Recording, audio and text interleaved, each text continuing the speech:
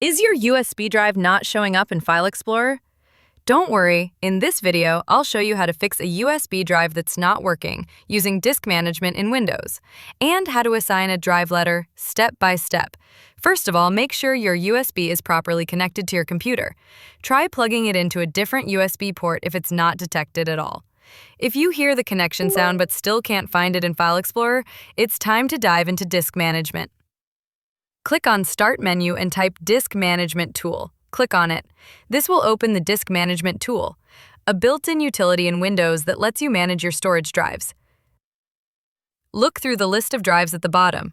You should see your USB drive listed here. Even if it doesn't have a letter or shows as unallocated or raw, it may appear as Disk 1, Disk 2, or something similar depending on how many drives are connected. If your USB already has a partition but no drive letter, here's what to do. Right-click on the USB volume and select Change Drive Letter and Paths. Click on Add if it's missing a letter, or Change if you want to assign a different one. Now pick a drive letter from the list, like E, F, or G. Just make sure it's not already in use, and click OK.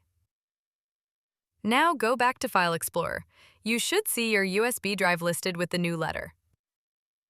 So that's how you fix a USB not working or not showing up in File Explorer by using disk management and assigning a drive letter. If you found this video helpful, give it a thumbs up, subscribe to Meerriz Tech, and let me know in the comments if you want more videos like this. Thanks for watching, and I'll see you soon.